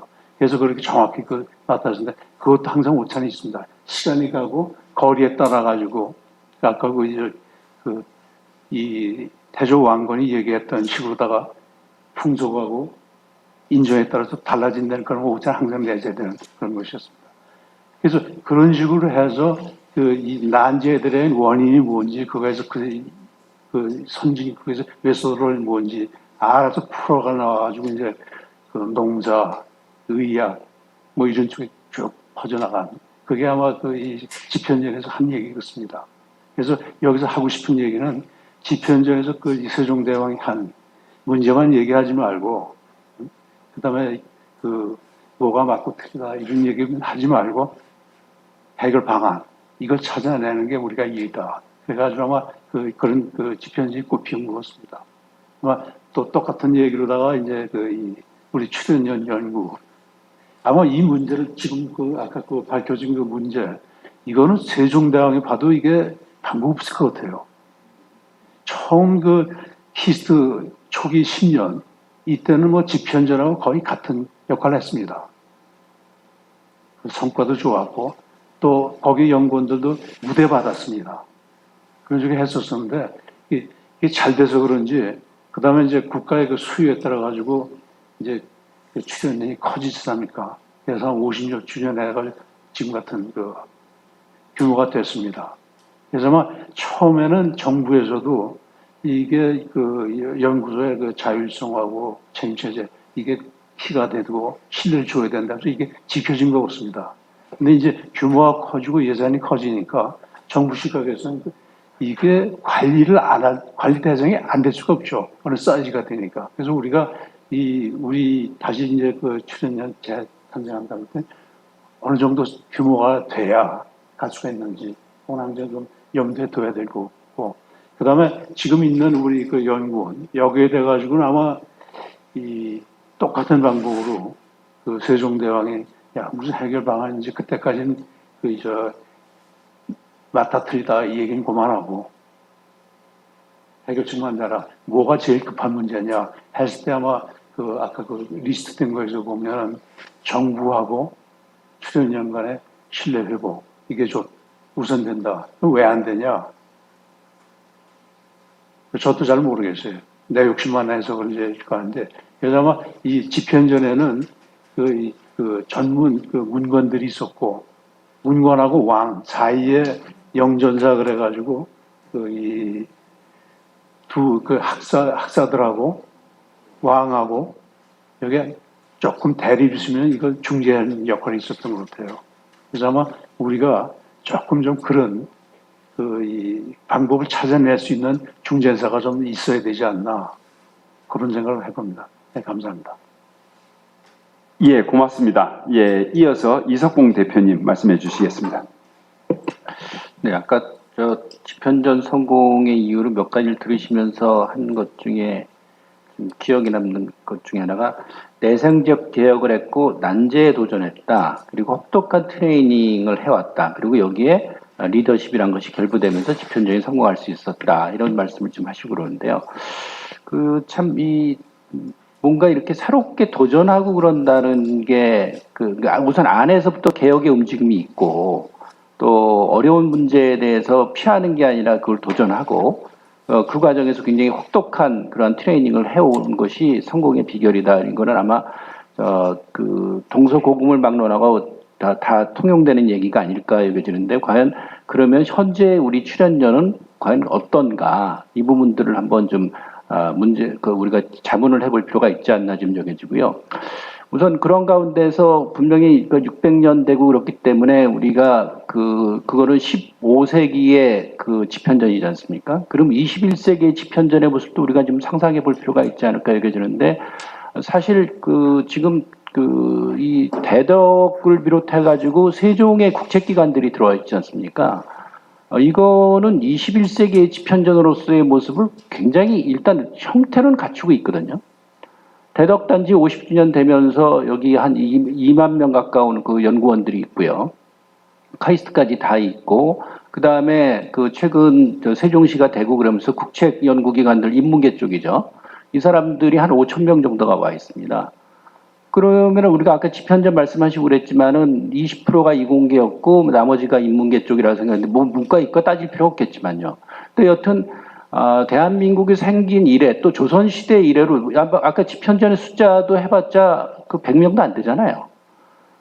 그렇게 되는데 지금 여기에 한 2만 5천 명 정도의 우수 인력들이 존재하고 있는데, 여기에는 이과뿐만 아니라 문과까지 같이 있고 그러면서 정말 21세기의 어떤 집현전으로서의 모습을 갖추고 있는데, 과연 이 부분들이 그러한 물리적인 조건에 걸맞게 내용도 채워가고 있느냐, 이 부분은 우리들이 한번 고민을 해야 되지 않을까 좀 여겨집니다. 그래서 집현전 600년을 얘기할 때는 과거의 집현전만 보는 것이 아니라 미래를 내다보는 것, 그런 측면에서 우리들이 사고하지 않나 여겨지는데, 이 대전과 세종을 아우르는 그러한 어떤 지식 집단들, 또 내지는 한국의 싱크탱크, 더 나아가서 이번에 코로나19를 봤지만은 이제 우리나라의 과학기술이라든가 전반적인 수준이 세계적인 것들이 입증이 됐는데, 그런 측면에서 세계적인 연구기관, 연구전 싱크탱크로서 어떻게 자리매김할 것이냐, 이 부분을 한번 좀 고민해 봐야 되지 않을까 좀 여겨지고요.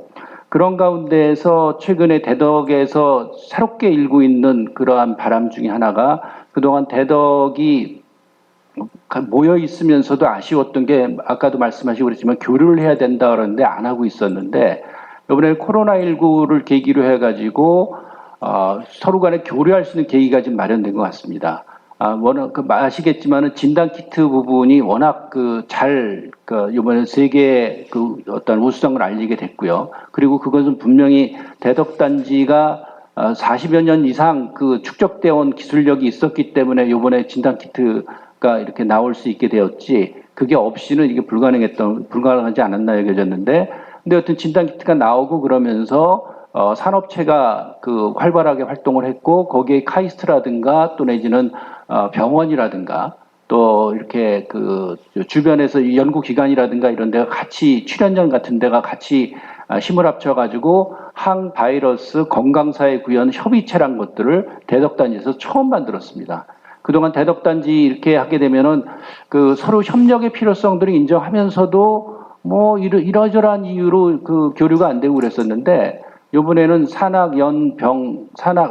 산학연에다가 병원에다가 이제 관료들까지 그 어떤 공공기관까지 같이 해가지고 서로 협력체를 만들었는데, 이러한 것들이 대덕단지가 21세기의 어떤 지편전으로서의 어떤 초석을 닦는데 필요한 일이 아닌가 좀 여겨지고, 아까 처음에 말씀드렸던 그런 내생적 개혁과 난제 도전 그리고 혹독한 트레이닝이라는 그 부분들을 갖고 계속적으로 고민을 할 때 제대로 된 21세기의 어떤 지편전, 그리고 그것은 단순히 한국 내에만 머무르는 게 아니라 정말 세계적인 역할을 할 수 있는 그러한 그 싱크탱크로서 자리매김할 수 있지 않을까 하는 생각을 하게 됩니다. 이상입니다.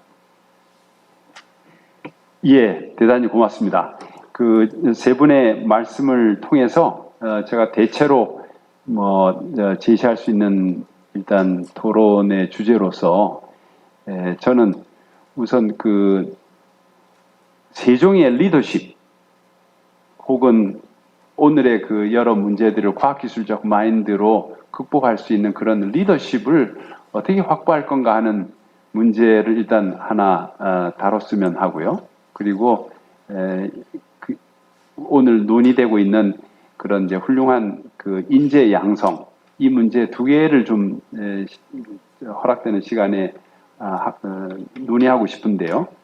그 리더십, 우리 바람직한 리더십을 출연연에서 어떻게 확보할 수 있는가? 이게 이제 제가 이제 너무 제가 좀 토론의 제한을 두고 싶은데요. 그게 이제 어떤 그 현 정부의 시스템에 대한 비판이라든지 그런 것으로 지나치게 흐르는 것은 문제 해결을 위해서 별로 바람직하지 않은 것 같고요. 오히려 그 자체 어떤 반성이라는 그런 내재적 문제로 그 혁신을 통해서 그런 문제를 극복할 수 있는 그런 차원에서의 말씀이 되었으면 좋겠습니다. 그래서 좀 더 생산적인 토론으로 이끌고 싶은데요. 혹시 자연스럽게 우선 먼저 관련해서 성창모 교수님께서 한 말씀 해주시고, 그리고 아울러서 그 토론자 패널들의 말씀을 자유스럽게 순서 없이 한번 들었으면 하는 생각입니다. 예, 감사합니다. 예, 경청해 주셔서 감사드리고요. 우선 질문이 하나 잠깐 들어와서 그 답변을 드려요. 질문은 과학기술한림원에서 주관하는 과학난제 도전 융합연구 개발 사업을 신규로 추진한다고 했는데 구체적 사업 방향이며 육성계획에 대해서 말씀해 주십시오. 근데 이제 이 내용은 제가 답변을 드리면요. 유튜브에 들어가셔서 과학난제 도전 또는 과학난제 도전 협력지원단을 치시면 지난 수요일, 목요일에 그 온라인 컨퍼런스가 그대로 돼 있고요. 거기서 특히 제가 경과보고를 20분 정도 말씀을 드렸는데 그것을 보시면 아마 이해가 되실 거고요. 그리고 연구재단에 어제 신규 과제 RFP 사전 공고가 떴습니다. 첫 번째 두 과제가. 그걸 보시고 저한테 연락을 주시면 제가 여기에 상세한 답을 이메일로 또 드리도록 하겠습니다. 예, 그리고 지금 말씀하신 리더십인데요. 리더십에 저는 이제 내재적 역량을 강조드렸는데 저는 그것을 좀 외부적인 힘에 의해서 바꿀 수 있는 방향을 어떤 경험상으로 말씀을 드리겠습니다. 그래서 제가 그럭저럭 한 20여 년 그 미국에 있으면서 특히 출연연 오크리지 내셔널 랩과 일을 많이 했습니다. 그래서 제가 박사과정을 하면서 오크리지에서 실험을 했고 그 다음에 그 대학 교수가 돼서 그 펠로우 같은 형태로 또 같이를 했고 한국에 돌아와서 그 효성그룹의 이제 사장 겸 그 기술원장 할 때 오크리지와 또 다시 일을 하게 된 그런 과정에서 몇 가지 변화점을 제가 보면서 출연연이 어떻게 외부에 의해서 변화가 되는가를 한번 단적인 사례로 보여드리겠습니다. 제가 대학원생 박사과정으로 살 때는 오크리지 내셔널 랩을 말틴 마리에타라는 회사가 운영을 했어요. 그래서 국방에 관련된 회사죠. 그리고 로렌스 리버모어 이런 데는 뭐 버클리나 이런 데서 운영을 했는데 그 운영 체제가 그때는 시대적인 어떤 상황인지 모르지만 그러한 경영하에서 연구원들의 마인드가 많이 바뀌고 있다는 걸 봤고요. 그리고 나서 그 다음번에는 유니버시티 테네시로 넘어갔습니다. 경영하는 방식이. 그러니까 국가에서 이제 국가 공무원이 이거를 좌지우지하는 게 아니라 이런 국가적인 기관을 그러한 경험이 있는 기관에 맡겨서 테네시 대학의 그 대학에서 이걸 운영을 했고 또 몇 년이 지나니까 2008년에는 제가 또 방문했을 때 보니까 바텔이 하고 있었어요. 바텔 아시죠? 바텔 인스티튜트가 사실 키스트가 바텔의 모델을 딴 거 아닙니까? 그때 바텔의 사장이 이스트만 코닥에서 오신 분인데 그분이 한국 오셔서 저랑 같이 제가 이제 기술 이전을 받으려고 하면서 바텔 오하이오 스테이트 유니버시티 뒤에 있는 본사도 가고 오크리지를 가서 그때 느낀 것이 특히 오크리지에 저랑 같이 일했던 분들이 그대로 있는데 이분들이 완전히 또 달라졌어요. 어떻게 달라졌는 거니? 우리는 바텔에 와서 정말 일할 맛이 난다. 그게 무슨 소리냐? 인센티브. 그 미국의 출연연도 보면은 공무원식의 어떠한 그런 마인드로 편하게만 살던 더구나 테네시 오크리지라는 옛날에 원자탄 만들던 거기에서 정말 편하게 지내는데 바텔이라는 경영진이 새로 오면서 바텔이 일단 3-4 밀리언 달러를 집어넣고 그 다음에 그것을 모든 것을 변화시키면서 딜을 해가지고 한 2-3년 지나 보니까 프라핏이 나왔어요. 그래서 프라핏 쉐어링하고 그래서 이 바텔의 회장께서 저한테 얘기하신 게 바로 그런 거거든요. 그래서 바텔이 7개의 출연연을 맡아서 운영을 했습니다. 지금 어떻게 되는지 모르지만 이러한 외부적인 변화에 의해서 내부적인 연구원들의 마인드가 바뀌고 그리고 거기에서 새로운 아이디어가 나오고 엄청나게 바뀌는 걸 제가 경험을 했기 때문에 한쪽 면으로는 과감하게 이런 것도 골치 아프게 우리 정부에서 출연료 붙잡고 고민하지 말고 이런 새로운 그러한 것이 이미 다른 나라에 되고 있고 아니면 독일처럼 원장님 한 번 되시면은 20년 하거든요. 정말 하실 수 있는 분을 맡겨서 20년 하면 뭔가 바뀐다. 저는 그 정도로 말씀드렸어요. 그러면은 내재적인 혁신도 가능하다. 네, 이상입니다. 아주 엄청난 말씀을 하시네요. 그러니까 말하자면 기업으로 하여금 출연연을 운영토록 하는 그런 안이 되겠죠, 그러니까? 아니, 그렇지는 않습니까? 네. 그렇지만 거기에 준하는 아마 그런 혁명적인 말씀을 해 주셨는데요. 사실 이홍 교수라는 분은 세종의 리더십 관련해서 이런 얘기를 하더라고요. 세종시대에 많은 인재들이 있었는데 그 인재들은 길러진 인재들이다. 오히려 인재가 많았던 시대는 선조 시대였는데 아주 정말 많은 인재가 있었는데 그 인재들은 말하자면 엮이지 못해서 역할을 못했다. 이제 그런 얘기를 했을 때 제가 상당히 큰 인상을 받았는데 공감을 가졌습니다. 그래서 우리 시대에는 어떤 리더십을 통해서 인재 양성도 사실 거기에 서로 관련되는 것 같고 또 지금 말씀하신 바텔의 경영법이 출연연에 접목되는 그런 말씀을 해주셨는데 제가 얘기를 많이 하는 것보다 오히려 이어서 다른 패널님들께서 말씀을 해주시면 어떨까 합니다. 오히려 그런 것에 대해서는 이석봉 대표님이 평소에 또 비판적 시각을 갖고 계신 거 아닌가요? 사실 과학자분들을 만나면서 많이 느끼는 것 중에 하나는 리더분들에 대한 어떤 기대, 열망이 되게 크다는 걸 많이 느꼈습니다. 왜냐하면 워낙 우리 과학이 새롭게 우리가 국가를 만들면서 박정희 대통령이라든가 이런 분들의 리더십이 있었기 때문에 그리고 그러다 보니까 과학자분들은 우대를 했죠. 그러니까 그때의 향수 같은 게 남아 있어서 그런지 모르겠지만은 리더가 잘해주면 우리도 잘할 텐데.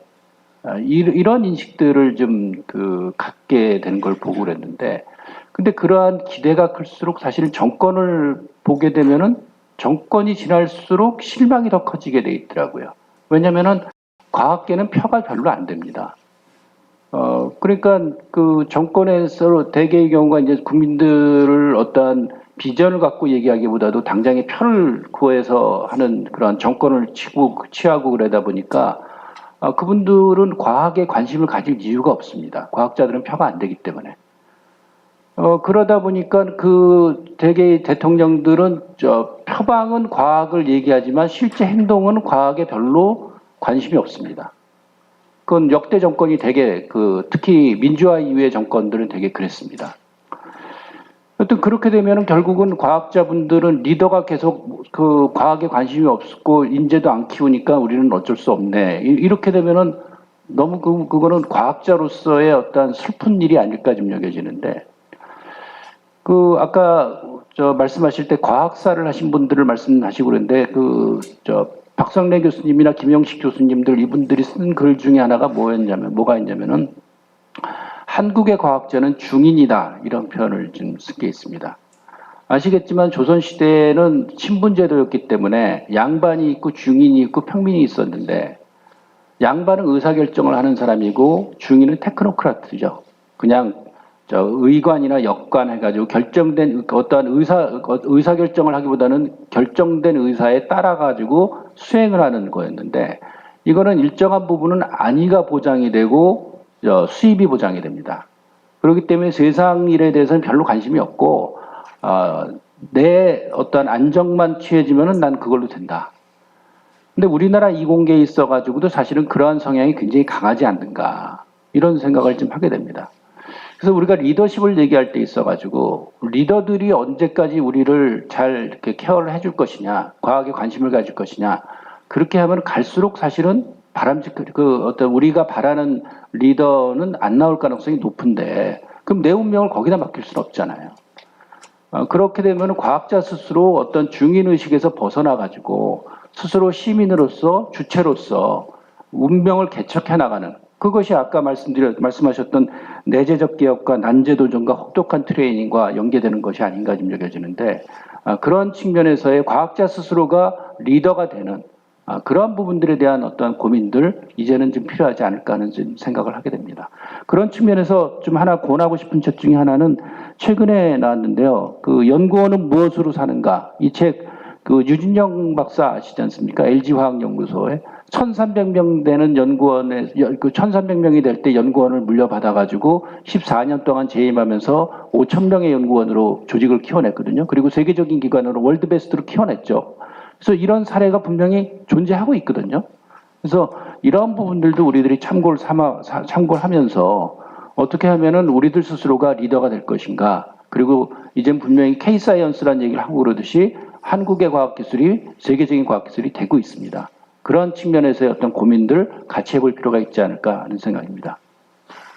아주 너무 중요한 말씀을 해주시고 오늘 결론 부분에 분명히 포함돼야 될 내용이라고 생각되는데요. 그러니까 리더십을 우리가 훌륭한 리더십이 필요한 건 사실인데, 이걸 잘못 이해하면은 이게 주어지지 않아서 그렇게 남 탓을 하게 되는데, 그게 아니라 과학자 스스로가 리더가 되는, 훌륭한 리더가 되는 그런 점을 말씀을 해 주셨습니다. 이거는 굉장히 남 탓할 수 없고 우리 내재적으로 우리가 어떤 혁신을 한다는 뜻에서 굉장히 좋을 것 같습니다. 다만 제가 좀 더 개인적으로 더 여기에 첨언을 한다고 그러면, 어쨌거나 우리나라 전반적으로 사실 우리나라 전체가 어떤 리더십의 결핍을 얘기를 하죠. 아마 많은 분들이 공감하실 텐데, 그건 단순히 과학기술계뿐만 아니라 전체적으로 다 그런 좋은 리더십에 대해서 우리가 갈망을 하고 있는데,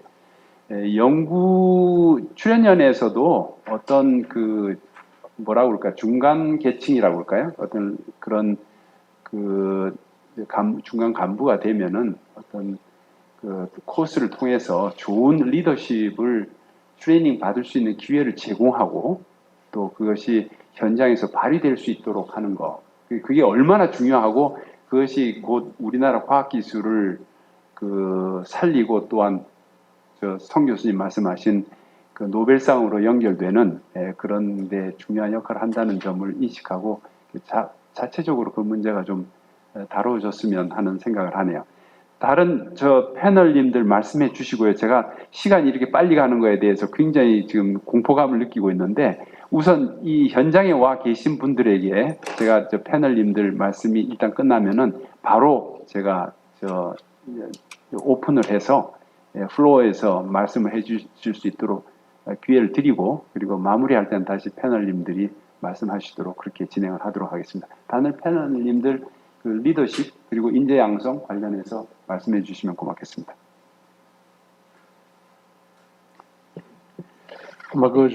아까 제가 이 메소돌로지 방법, 구체적인 방법 있는 게 뭐냐.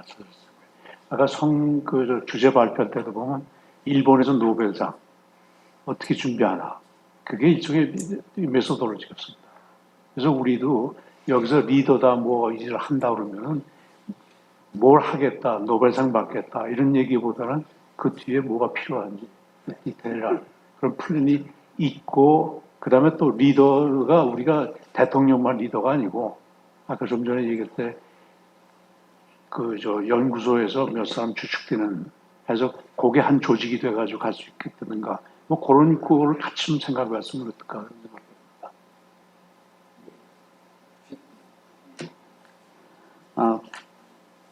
보통 리더십이 이제 지도자로서의 능력을 말하게 되는데요. 출연연의 경우는 이제 원장님이 되시겠고, 또 상부기관으로서는 NSP 이사장이 되겠고, 더 위로는 이제 과기부 장관이 될 겁니다. 실제 출연연의 경우에는 그 리더십을 발휘하기에는 너무나 기간이 짧습니다. 제가 생각하기엔 너무 짧고요. 왜냐하면 경험적으로 보면 보통 계획을 세우고 조직 개편을 하는데 6개월 정도 걸리고요. 그 다음에 훌쩍 2년이 지나고 3년 차가 되면 이제 거의 임기 종료가 되기 때문에 그리고 실질적으로 이것이 연임으로 연결되는 경우가 드물 경우지 않습니까? 실질적으로. 그래서 장기적으로 우리가 집현전에서 바라봤던 것처럼 10년 이상의 연구 속에서 어떤 연구적 성과가 나오기 마련인데 현재 우리 출연연의 경우에는 3년밖에 보장되어 있지 않기 때문에 이걸 제도적으로 뭐 5년이나 연임을 통해서 10년을 할 수 있는 장기 플랜을 가지고 할 수 있는 구조로 가지 않으면 정말 리더십을 발휘할 수 없는 시스템이다라고 판단이 됩니다. 예, 고맙습니다. 예, 이어서 플로어에서 일단 한 몇 분이 말씀을 해주시고 정리하도록 하겠습니다. 먼저 특별히 먼저 손을 안 드시면은 제가 지명을 하겠습니다. 이규호 박사님 먼저 해주시면 감사하겠습니다. 지금 어떻든 리더십 문제하고 인재 양성 문제가 좀 이슈로 말씀을 하셨는데 저도 원장을 했습니다만은 사실 출연연의 리더십이라는 게 상당히 중요하다고 느낍니다. 근데 출연연의 기관장이 임기가 3년이라는 건 사실 상당히 짧아요. 리더십을 발휘하기도 상당히 힘들고. 그 다음에 또 중요한 거는, 우리 출연연에서 기관장이 좋은 분이 오셔야죠. 좋은 분이 오시는데, 기관장을 좋은 분으로 모시려면은 선임 시스템이 사실은 잘 갖춰져야 돼요. 근데 지금 규정상으로는 돼 있습니다만은 정말 우리가 훌륭한 기관장을 모셔서 아까 유진영 원장이 LG를 일으키신 것처럼 10년, 15년 이렇게 하실 수 있는 그 시스템은 저는 반드시 만들어야 된다고 생각하거든요. 근데 이거는 우리 기관장뿐만 아니라 연구의 이사장도 마찬가지라고 생각하고요. 이사장도 정말 훌륭한 분을 모셔서 그분이 리더십을 가지시려면 지금 정부의 과학기술 자문위원회라는 게 있잖아요. 거기에 위원장은 대통령이시고 부위원장이 이제 실질적으로 끌어가시는데 그분이 리더십을 가지셔야 돼요. 힘이 있어야 되거든. 그러면 그런 부위원장은 사실은 연구의 이사장 같은 분이 가셔야 된단 말이죠. 가셔야 대통령한테도 제대로 자문해 줄 수가 있고 밑에 산하기관이 있으니까 이슈가 나왔을 때 해결책을 만들 수가 있는 거예요. 지금처럼 오늘 대학교 교수님 가시면 물론 프레시한 건 있지만 그분이 대통령한테 자문을 할 수 있는 아이디어를 내기가 상당히 시스템이 어려워요. 그래서 저는 우리가 좀 어려운 것보다도 현재 과학기술계의 시스템을 어떻든 해결을 해서 리더십을 발휘할 수 있는 그런 시스템을 빨리 만들어야 된다 이런 생각이 들고 인재 양성 문제에 있어서도 마찬가지입니다. 그러니까 우리 그 인재라는 게 그러니까 훌륭한 기관장이 그냥 나오는 건 아니잖아요. 연구원부터 커져가지고 기관장이 되는 건데 그 시스템 훌륭한 기관장으로 그러니까 연구도 잘하면서 운영할 수 있는 그런 기관장을 10년, 20년 길러야 된다 이거죠.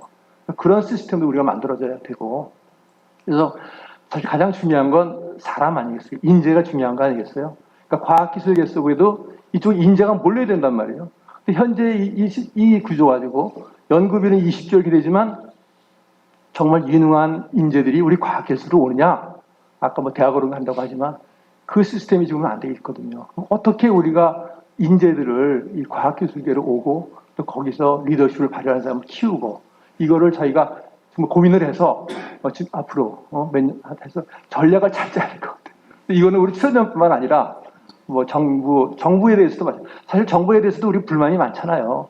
사실 정부가 진정으로 대한민국의 과학기술계를 발전하기 위해서 정책을 만들고 있느냐? 그건 제 생각에 공무원한테도 물어볼 필요가 있어요.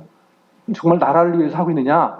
아니면 본인들 공무원들의 앞으로 뭐 잡이라든지 뭐 그걸 해서 자기가 하느냐? 이런 거에 대해서는 우리가 허심탄회하고요. 그래서 저희가 공무원들하고도 토론을 해야 될 거고. 왜냐하면 대한민국이 앞으로 살 길은 사실은 과학기술을 기반으로 한 새로운 혁신이란 말이죠. 우리나라가 뭘 갖고 먹고 살겠어요. 그래서 저는 이 문제는 우리가 집현전 가지고 이야기를 시작했지만 이걸로 우리가 앞 조금 길게 좀 심도 있게 논의를 해서 정말 이 과학기술의 리더십을 가지고 대한민국이 다시 한번 제대역할 수 있는 그런 계기를 좀 마련하면 좋지 않겠는가 이런 생각을 하면서 제가 질문을 드리고 싶은 거는 아까 그 송창무 교수님께서 정확하게 말씀을 안 하셨는데 이 출연연, 이 시대의 출연연이 그러니까 아까 결론적으로 말씀하신 내재적인 혁신만 가지고 바뀌어질 수가 있겠는지 아니면 이것 말고 네 외적인 문제 사실은 이 지금 과학기술계는 내적인 문제도 사실 저희가